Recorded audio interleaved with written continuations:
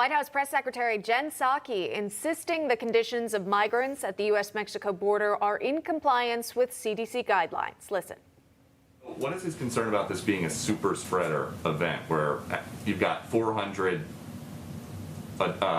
kids stuffed into a pod built for 260? These kids are tested. If they need to be quarantined, they are quarantined. We also follow CDC guidelines to ensure that they are kept safe. But where else in the country would it be okay to have 400 people in a space for 260 during the pandemic? Well, again, Peter, we're closely following the CDC guidelines. That's why we're opening up additional facilities. Joining us now to discuss, Dr. David Samadi, a Newsmax medical contributor. Doctor, thanks for coming on today. As we're watching these sort of images trickling in about what these facilities really look like based on the limited access the press has been able to achieve here, do you think the current setup is, and the situation that these children are in line with CDC guidelines? Well, I think the pictures, they speak for themselves. And you can see that large group of children are jammed in one room. A lot of times it's very difficult to test every one of them. The number and volume of these immigrants that are coming from other countries is very difficult to always test them. You can see the proximity of what they are. I mean, if you look at all the guidelines, they are not always 6 feet away. There's not a lot of testing going on to the extent that you want. Look at this picture that you're showing right now. You can see a huge number of kids inches away from each other. So this is definitely dangerous. And in any governors, New York, New Jersey, Chicago, San Francisco, all these states, if they see pictures of this, they would shut down any wedding of 400 people in one place that are being tested, et cetera. So I'm very concerned about this. And I think this has a potential to spread the virus to many other areas in the neighborhood. I know many in the media have expressed concerns over the current spring break situation in Florida, where we also do see a large number of people gathering. But as you say, our current situation on the southern border could also turn into a concerning event. Again, the fact that all these people are gathered so closely to one another, and as you say, the testing access appears to be limited at times. Jen Psaki, or go ahead, Doctor. Well, this is a little different because, when you talk about people getting together in Miami, sure, you have a lot of them that have capability of getting tested at any point. You're not seeing like strangers coming in with tuberculosis, with hepatitis, with so many other infectious diseases that we're not aware of. And even if they're able to catch up with just COVID alone, there are a lot of other things that they can bring into the country. So this has all around a big crisis at the border, and we need to pay attention to that seriously. All right. Thank you for clarifying that there. Jen Psaki also asked about President Biden's fall on Air Force One and whether he needed some medical attention. Here's that. Or did he have to see a doctor over it? I'm not aware of that being required. There's, of course, a doctor who travels with the president, any president of the United States, but I'm not aware of it needing actual extensive medical attention. But Dr. Samadi, should the president have received just a bit more medical attention, of course, given his age? Are you concerned about his own physical fitness? We all watched the fall take place. I'm pretty sure that given the fact that he's a president, that the doctors are looking into it. I have no doubt that they will look at his brain activity, his heart, his EKG. There's no way in the world that a president would take 3 falls in the same setting and no doctor would look at him. And so I'm sure the doctors are all over this. It's very unfortunate, that scene that you're showing. It doesn't matter what political party you belong to. I was not happy to see that, and I feel really bad for him. We know that in the past he's had multiple brain surgery, aneurysms. Obviously his age is concerned, and we've seen that few times he's had some slips in his vocabulary and finishing his sentences. So I'm sure the doctors are looking into it to make sure, and we obviously wish him very well and wish him his full health. So they are looking into it, absolutely. And if they're not, they're making a mistake. All right. We appreciate you taking the time joining us this morning. Dr. David Samadi, as always, great to see you. Thanks so much. Good to be with you. Thank you. All right, time now for the Newsmax News Minute. Rachel Roller joining us live in studio. Good morning, Rachel. Good morning, Sean. Here's a look at some of those other stories making headlines today. First up, former President Trump says Mitch McConnell is hanging by a thread as the potential threat of abolishing the filibuster hangs over the Republican Party. Now, the filibuster has recently been under intense scrutiny, with both Democrats and outside groups calling for its removal. With pressure mounting, Trump says he isn't sure McConnell will be able to preserve that filibuster. And if it is removed due to McConnell's poor leadership, Trump says that the Democrats could pursue any policy, no matter how radical. Now, Representative Jody Hice telling Newsmax TV he is very grateful to former President Trump for endorsing his run for Georgia Secretary of State. Hice is challenging incumbent Brad Raffensperger, who notably clashed with Trump in the aftermath of the 2020 election. The Georgia representative also says that the positive response to this new endorsement has been overwhelming, and he appreciates all the support he's received so far. Meanwhile, Senator Marsha Blackburn saying that the cartels are now basically in charge of everything at the southern U.S. border. Now, the senator specifically referencing extortionary practices by cartel groups, including extremely high border crossing fees. Blackburn also points to the prevalence of illegal drug trafficking, saying that 50% of our nation's drugs come through the border. And as these migrants spread out across the country, Blackburn says this problem will soon affect communities nationwide. That's just some of the stories we're following for you, but if you're looking for breaking news, you can always head to newsmax.com. Sean.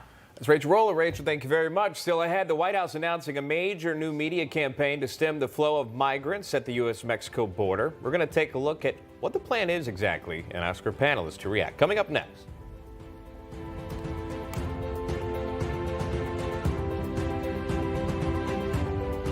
Give yourself a moment to get comfortable and cozy as you settle in for tonight's story, based on the Gospels.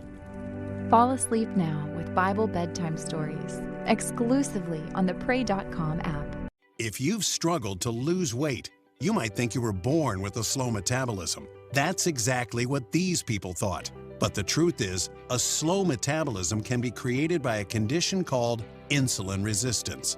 Once you have insulin resistance, fat becomes trapped inside your body, and it becomes very difficult to lose weight, even if you crash diet. But now, there's a solution to insulin resistance. It's a completely new way to lose weight called GOLO.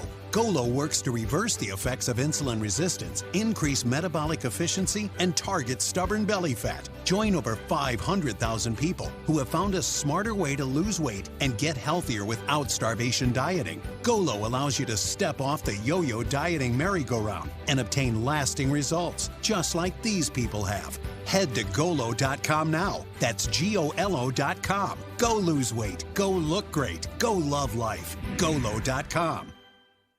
Hi folks, Joe Namath here, and if you're on Medicare, this is important.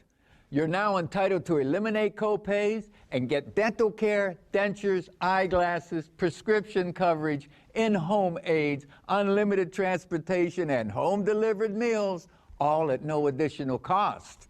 Plus, your zip code may have coverage with the Give Back benefit that adds money back to your Social Security check every month.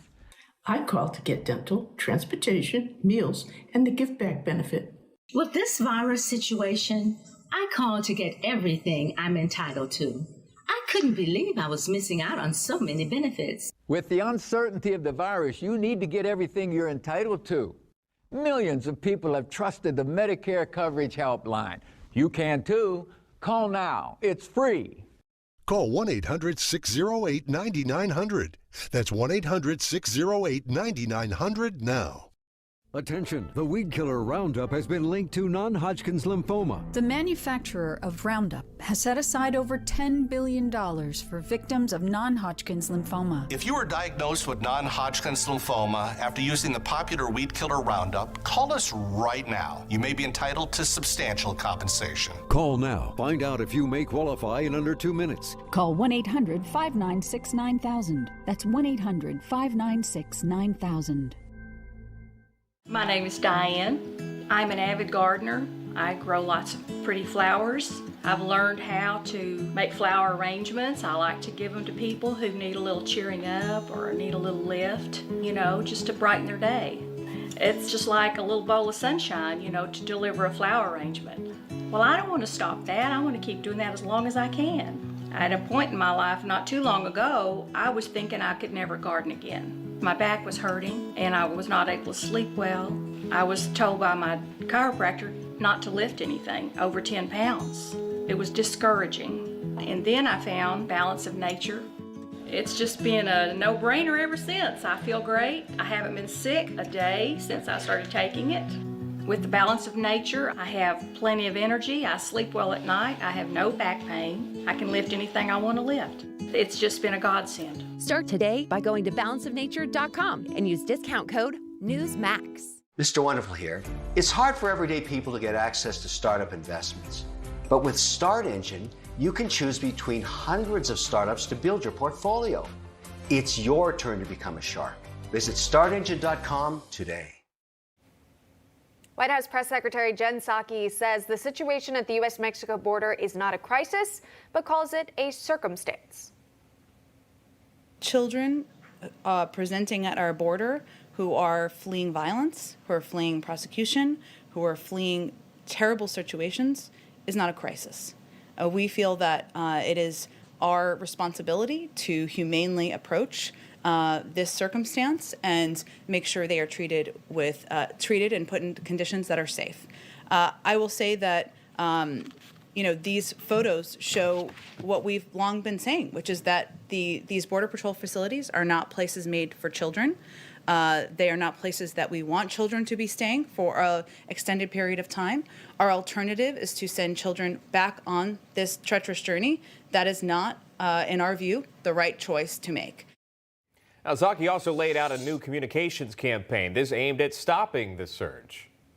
We've placed an estimated 17,118 radio ads in Brazil, El Salvador, Guatemala, and Honduras since January 21st in Spanish, Portuguese, and 6 indigenous languages. These ads played on 33 radio stations, reaching an estimated 15 million individuals to figure out how to communicate clearly in languages that will be received by the people in these countries and communicate clearly this is not the time to come, our borders are not open. All right, our panelists join us now. Today we have Chuck Smith, Republican Virginia Attorney General candidate and former U.S. Attorney Special Assistant, Democratic strategist and attorney Kelly Hyman joining us live as well. Also, we have Aaron Elmore, Executive Director of USA Strong. Thank you so much for everyone for being here. Chuck, I'll start with you on this. It seems to be a little bit of confusion because you just heard at the beginning of Psaki saying essentially we need to take these folks in. They're facing some hardships. And then you've got radio ads going at that say do not come. What is the clear message here, Chuck? Well, the clear message is that this is not a situation, this is not a circumstance, this is indeed a crisis.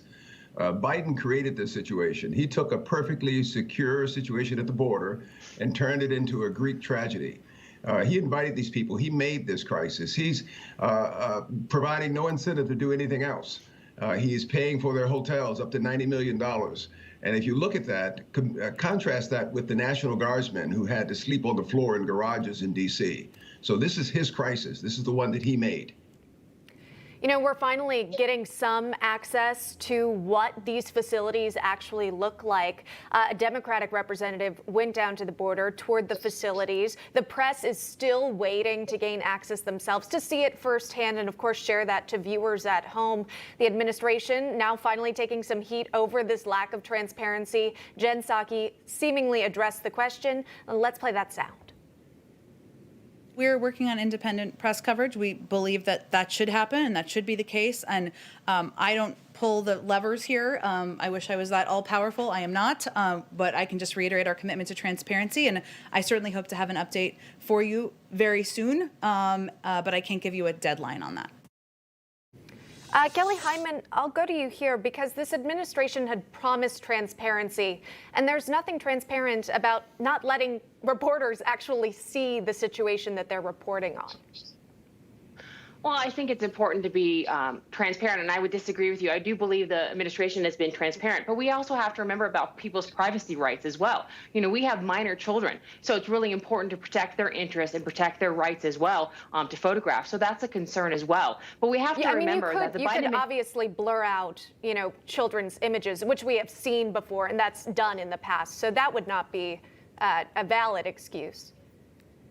Well, I would disagree with you on that. Also, trying to talk to the minors as well because of their privacy as well, to speak with them as well. But we have to remember that Biden inherited this from Trump. Trump had these facilities, and it takes time to work on these facilities and get everything in place. And that's what Biden inherited, and he's working on that. It's hard. Facilities aren't the issue. Aaron Elmore, go ahead. Yeah, the facilities aren't the issue. It's the messaging coming out of the administration. Moreover, what we've realized from people that are at the border, that these aren't 3, 4, and 5-year-olds. These people clearly don't have identification.